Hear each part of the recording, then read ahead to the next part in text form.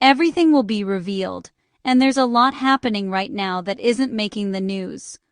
So today, we're covering the stories you're not being shown on mainstream news. I spent 13 years investigating for the government, working inside pharmaceutical regulation, and 30 years in practice. So I know how to spot what's real, what's hidden, and what's being ignored.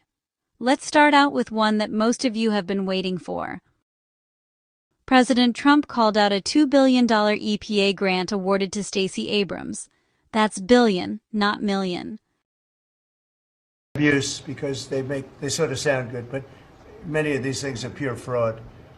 Now, there was a contract that you've heard about where Stacey Abrams got $2 billion just before we took over, and it was a rush to get her the money, and that was environmental, and nobody knows what she was doing. But $2 billion. If you got $2 million, that's a lot. If you got 200,000, that's a lot. But this was $2 billion was given. Lee, do you want to talk about that? And the other one that was even worse? EPA has now canceled over $22 billion worth of contracts. $2 billion going to this NGO that Stacey Abrams was tied to. They received only $100 in 2023. And then the Biden administration gave them $2 billion. The director of the Greenhouse Gas Reduction Fund saw his former employer get $5 billion. So $20 billion went to just 8 NGOs, and they're all pass-throughs. And then they were giving it to other entities, many of them were pass-throughs. And what you have is all these extra middlemen, they're taking their cut. And the taxpayer ends up getting screwed. They're losing out on all this hard-earned money. They can't afford to have the federal government waste. The partnership with Doge and Elon Musk has been incredible at EPA. Their team is very talented. We wouldn't have been able to do it without them. And of course, this mandate from President Trump to make sure that we identify every last penny, whether we're saving $50,000, $5 million, or $22 billion. We will not rest until every last penny is saved. Thank you, Mr. This President, grant for was the awarded opportunity in to do this. 2024 under the Inflation Reduction Act to power forward communities. Stacey Abrams was senior counsel for an NGO named Rewiring America. The president noted that money was pushed through just before Trump took over to a group that had a $100 revenue in 2023. The money was supposed to be for projects like heat pumps for low-income households, but only about $9.5 million was disbursed before the Department of Energy discovered and found it. EPA Administrator Lee Zeldin terminated the grant and froze the majority of funds that were still sitting in Citibank accounts due to Department of Justice and Inspector General investigations. All of this seized stolen tax money is building quite a nest egg for the Jubilee for the taxpayers. Then, Florida Representative Cherphilus McCormick was about to get kicked out of Congress, but resigned first on April 21st. This move shut down the current investigation and potential sanctions. She's accused of stealing $5 million of COVID relief funds and using it for her campaign.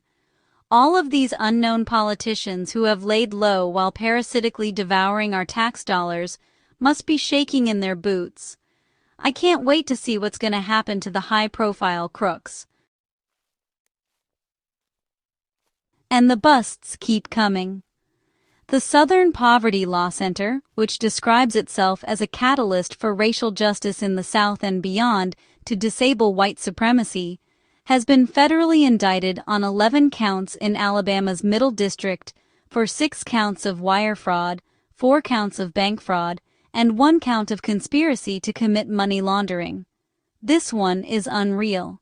The grand jury found probable cause that the anti-white supremacist nonprofit organization secretly paid over $3 million to at least 8 individuals affiliated with the KKK, Aryan Nations, and National Socialist Movement between 2014 and 2023, with donor funds to oppose racism. Did you feel that the Charlottesville riots were bogus? Well, the center paid $270,000 to fund the people who organized those 2017 riots. Got that? They are paying the racists that they say they're fighting, effectively creating the problem that they receive funding to fight. To be clear, it's not illegal to give money to the Ku Klux Klan. It is, however, illegal to lie to your donors. Imagine giving your hard-earned money to somebody that tells you they are fighting racism and they are funding it. They also lied to banks and hid the payments by routing money through bank accounts tied to fictitious entities, then loading it onto prepaid cards. And we're getting close to the big fish. David Morenz, a longtime senior advisor to Anthony Fauci at the National Institute of Allergy and Infectious Diseases, was indicted by the Department of Justice, accusing him and co-conspirators of using personal email to evade Freedom of Information requests and falsifying records to suppress discussion of the COVID-19 lab leak theory. Look for some Fauci action soon. House investigations from 2024 uncovered Morenz emails showing efforts to delete federal records and use back channels with EcoHealth's Peter Daszak. Actions now escalated to formal criminal charges as of April 2026.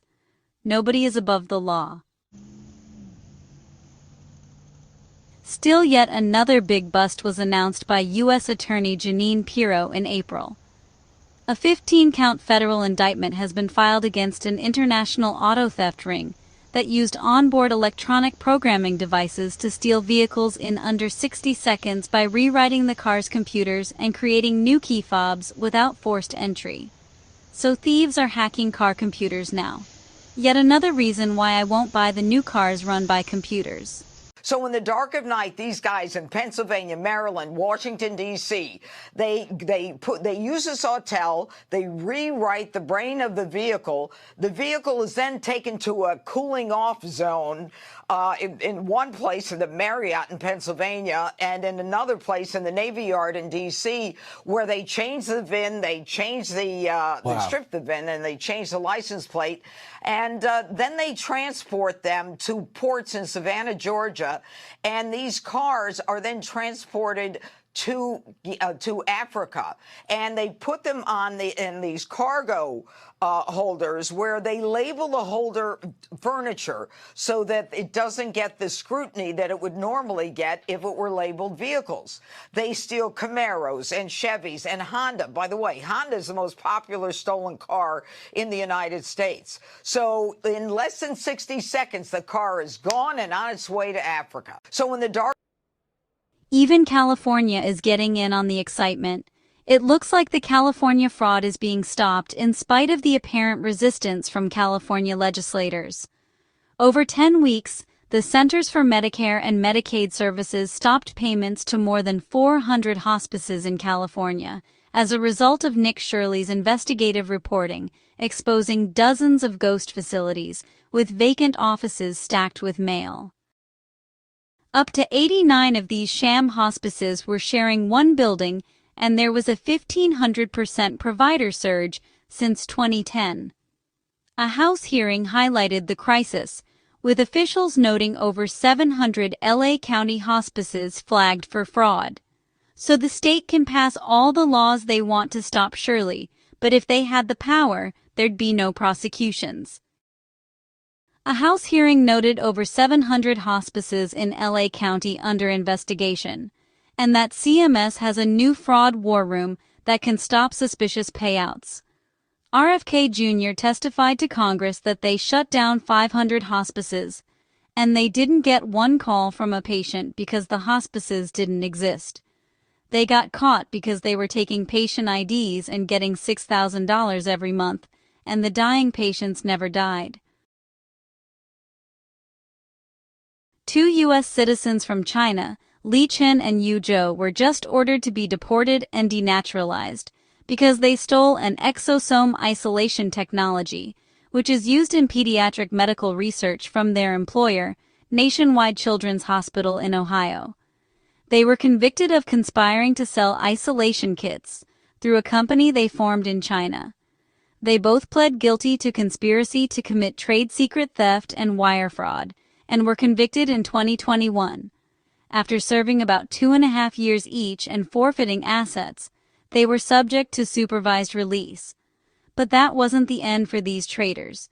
If you want to steal trade secrets for other countries, expect to be kicked out regardless of whether you became a naturalized citizen or not. The Department of Justice is starting to take down the powerful targets within the meat industry. The department has launched a criminal antitrust probe into Tyson Foods, Cargill, JBS, and National Beef, which, together, control about 85% of U.S. beef processing. The investigation is looking into alleged collusion in cattle procurement prices, capacity manipulation, and consumer price inflation. So basically, they were limiting supply and raising the price of their meat. And the fish are getting bigger. Ex-FBI Director James Comey is famous for not prosecuting Hillary Clinton when she had her staff destroy a bunch of devices that were under a subpoena. Well, on April 28th, a grand jury in North Carolina indicted Comey on 2 counts related to his flippant post about finding some shells that spelled out 8647. Count 1 alleges that on May 15, 2025, he knowingly and willfully made a threat to take the life and inflict harm on the President of the United States. Count 2 alleges that on that same day, he knowingly and willfully transmitted in interstate. The grand jury issued an arrest warrant, but Comey avoided a perp walk by turning himself in, and no mugshot has surfaced. Each count has a maximum of 10 years, but honestly, this is just the beginning. There's an appeal on Comey's indictment for his part in Crossfire Hurricane, but the indictment was turned over on a technicality and is now being appealed. So, expect that one to be piled on. This shell threat is no different than a letter created with cutout letters. It doesn't matter if it's shells or in his handwriting, the message is that threats will not be tolerated. The Department of Homeland Security has reported dramatic increases in threats against ICE officers and POTUS, with an 8,000% rise in death threats, a 1,300% plus increase in assaults, and a 3,200% surge in vehicular attacks compared to the prior year, which are resulting in multiple arrests. We're now seeing compilations of many of the Democratic members of Congress and celebrities like Madonna and Robert De Niro, as well as TDS victims, throwing their dangerous rhetoric to harm Trump and agents all over social media. What do you think? Should people calling for harm to government officials be punished? Stay tuned, the storm is upon us. So let's switch gears to some other notable events that have recently flown under the radar. The Crown Prince Reza Pahlavi was ousted by the Ayatollah Khomeini and is the favorite of many Iranians. While visiting Berlin, someone threw red paint on him. The person was at close range and there are concerns about his security detail. At first, I thought the deep state still had the ability to do this, and they still may, but when they're behind it, it's not paint. They do it for good. So this was apparently some low-level protester. I've felt for some time that Crown Prince Pahlavi is already ready to take over the role of supreme leader. Time will tell. And are you ready for the Twilight Zone? Tell me, what kind of people think of these things? Tim and I don't wear wireless earbuds because we don't want it that close to our brains. Apple has filed patent number US 2023 0225659A1 for earbuds containing electrodes that slide into your ear canal. The devices are designed to measure electrical brain activity through an EEG. They also measure muscle movements, eye movements, heart rate, and far more biosignals than anyone would expect. Sensors sit inside and around the outer ear. Imagine your AirPods recording every thought pattern, stress spike, emotional shift, and even subconscious reaction being sent straight to Apple's servers. I don't know, guys. Everyone wants to get away from Big Pharma, but the technology is becoming far more invasive and deserves close scrutiny instead of jumping onto the latest tech innovation. They will market the device's helpful features like seizure alerts or advanced sleep tracking. But this technology opens the door to total neurosurveillance on a global scale, so tread carefully. Imagine your most private thoughts harvested 24/7 under the guise of a simple pair of earbuds. Who really gets access to your brain signals? Apple, their business partners, governments, or anyone willing to pay in the exploding neurodata market? The U.S. officially withdrew from the World Health Organization. Finally, Trump's January 20, 2025 executive order started a one-year notice period, and it was finalized on January 22, 2026. Trump cites reasons like WHO's COVID-19 handling failures, lack of reforms, political influences, and disproportionate U.S. funding contributions. Another kudos to Trump. So that catches you up on some of the latest news that the media isn't covering. Subscribe and turn on notifications, because the headlines only tell part of the story.